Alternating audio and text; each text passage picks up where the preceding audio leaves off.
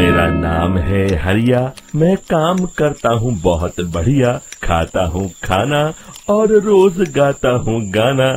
अरे यार, आज तो बहुत देर हो गई। इस खतरनाक जंगल को देखकर तो मेरे हाथ पैर ठंडे हो गए हैं।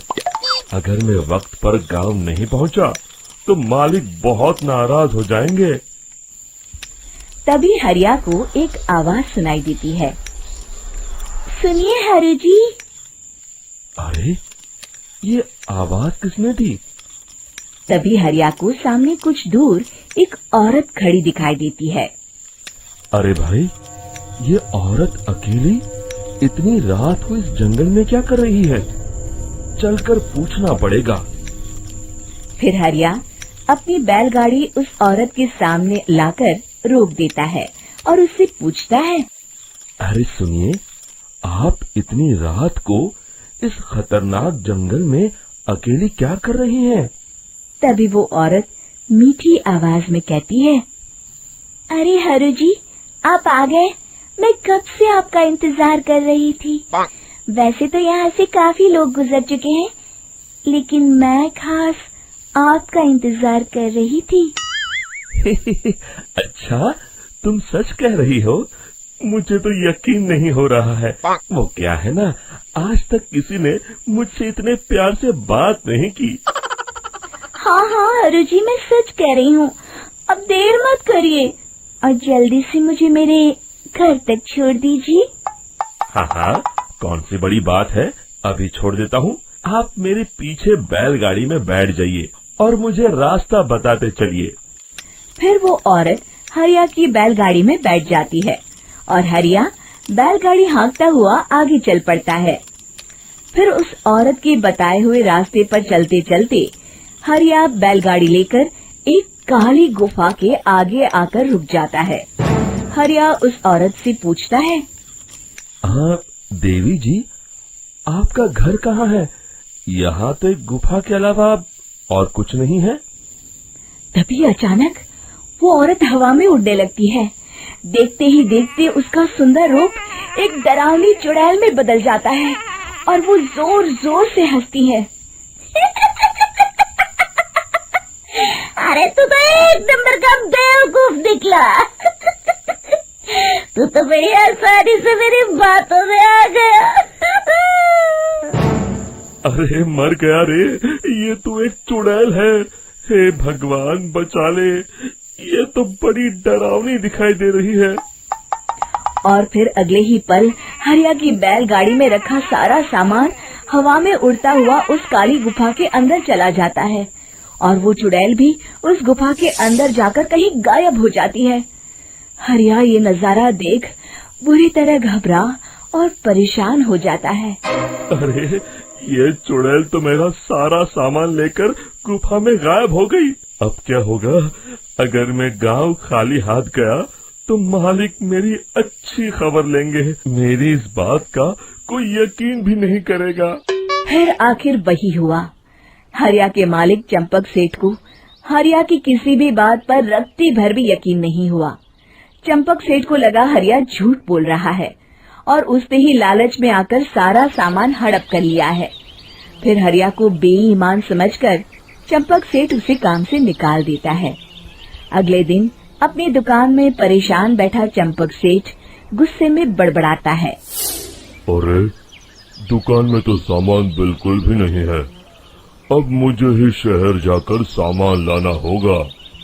फिर वो अपनी बैलगाड़ी लेकर शहर चला जाता है।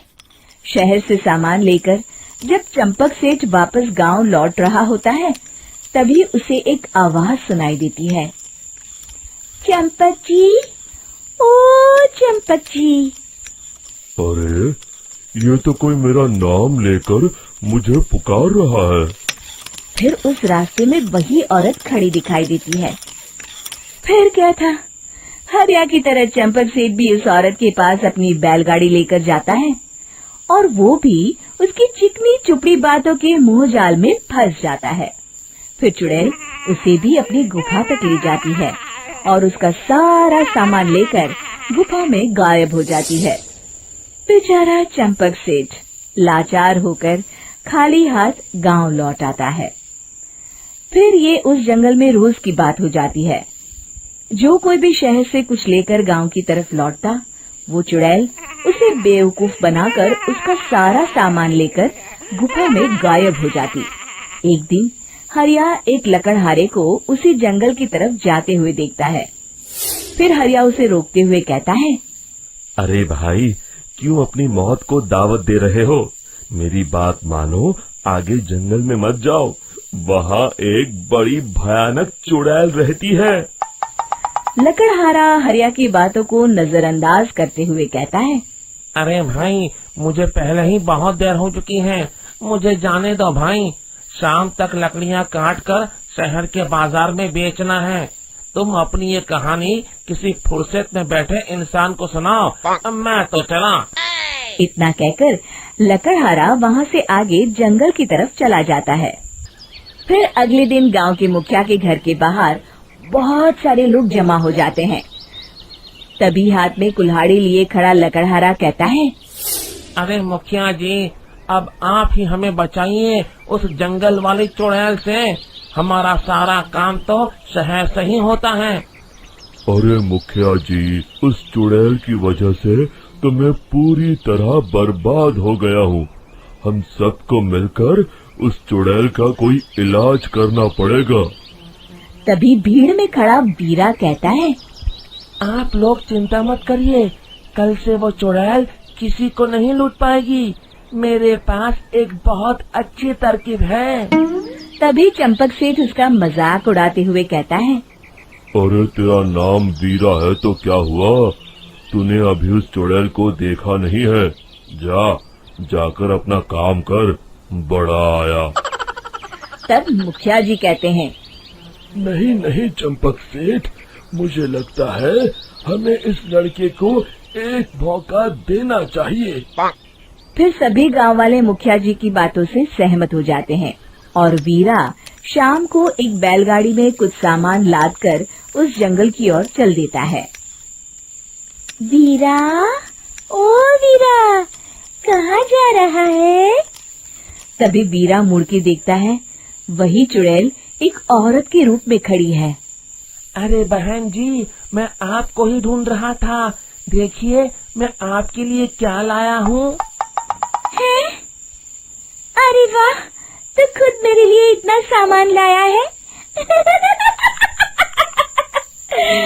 तू ही अकेला गांव में समझदार है। जरा देखो, मैं भी खोल के, बड़े भूख लगी है। जैसे ही चुड़ैल उस सामान पर से कपड़ा हटाती है, एक भगवान शिव की तेज रोशनी उसके अंदर मूर्ति से निकलती है और चुड़ैल अपने असली रूप में आकर जलने लगती है। अरे मैं जल रही हूँ, बचाओ! बचाओ! ओम नमः शिवाय, मर गई मैं! देखते ही देखते वो चुड़ैल राख के साथ उड़ जाती है और सभी गांव वाले भी वहां जाते हैं। शिक्षा बुराई पे सदा अच्छाई की ही जीत होती है।